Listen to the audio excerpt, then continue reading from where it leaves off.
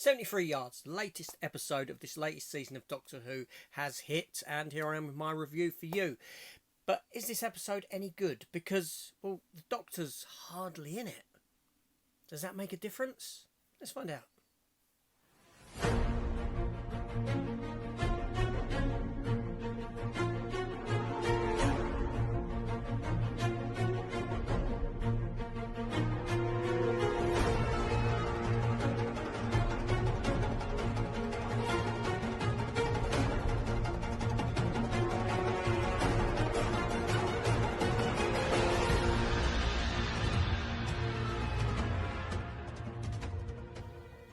Hello everyone and welcome back to the channel and welcome to my review for 73 Yards. Yes, this new episode of Doctor Who, episode 4 of this current season, written by Russell T Davies himself. Now, I didn't think I'd be watching this season of Doctor Who. I didn't like the Christmas special, but here I am. I'm watching it. I thought I'd give it a try.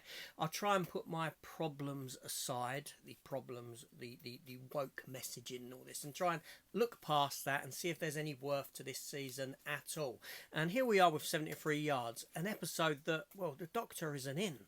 And that's rather telling, really, that the strongest episode of the season thus far doesn't even have Ncuti Gatwa in it as the Doctor, except for bookending at the beginning and the end of the episode.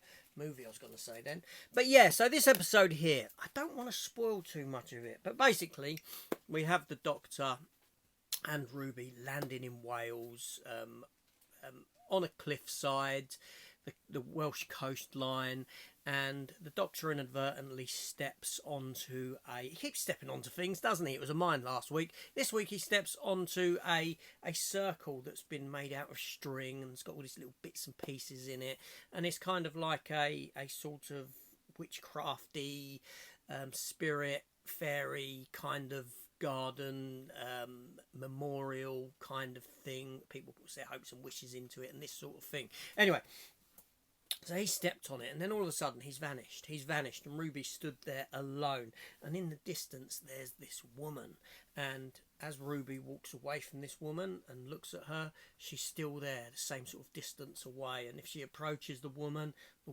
goes further off in the distance. She stays so far a certain distance away from her, being 73 yards. You realise this later on in the episode. Anyway, so Ruby heads off. She heads into this small town where she comes across a hiker, and she says to the hiker, "Can you see that woman?" And the hiker's, "Yes, I can." The hiker goes and speaks to the woman, and the woman says something, and the hiker legs it off in afraid, basically. Ruby then ends up in a small Welsh pub, and a bit of a weird pub, weird people in there. But are they weird or not? Are they just messing with her? And the same thing happens. One of the patrons of the pub goes out, speaks to this woman that's outside, and turns around, looks, and legs it. And Ruby heads back home. She heads home, but on the train, whenever she looks out the window, she sees this woman. She sees her every time she looks out of the window. And she finally gets home. Her mother goes and sees the woman, and then her mother has the same reaction, and her mother disappears, vanishes, goes, never comes back. Ruby goes and tries to get some help from Kate Lethbridge Stewart, and they come, unit, and the same thing occurs again, and this sort of a thing.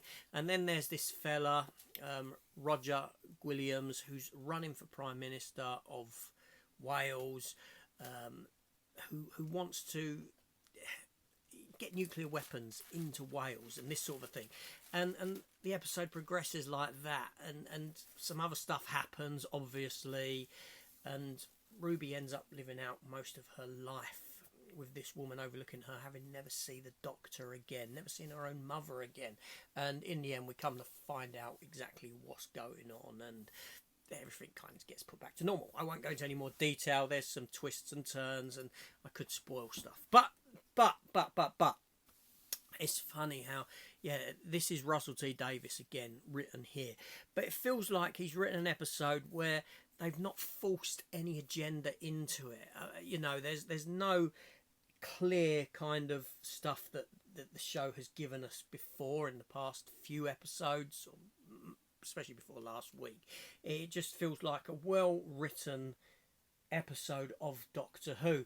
But it's quite telling that, like I said, the best episode thus far of the season doesn't have the Doctor in it at all. It gives Millie Gibson a chance to spread her wings as well, stepping out of the shadow of the Doctor, and she does really well with the episode. And it is a strong episode. It's a very good episode. It's intriguing. You're left questioning all the way through what is going on, waiting for the answers, waiting to find out. So this is a solid episode. This is a solid episode of TV, right?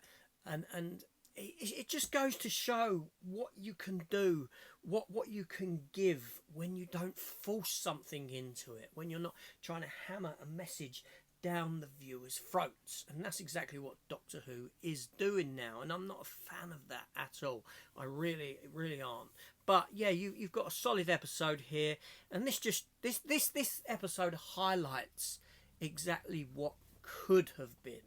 What could have been for the whole season, for Ncuti Gatwa's run as Doctor Who. Okay, I know it's early days at the moment, but this episode here highlights, and last week's, where actually if you take a step back from trying to promote a message, trying to force an agenda that the BBC and Disney seem to want to do, what you can actually give to the audience. So it's quite a shame that, you know, other episodes have been tainted by a high degree of nonsensical crap. But there we go. This is what we want. I want to watch something to be entertained, to take me away from the real world. And this episode has that in abundance. I'm waiting for it to go back to the status quo that they've set up. Maybe next week for that, who knows. But I'll be there to find out. Will you? See you on the next one.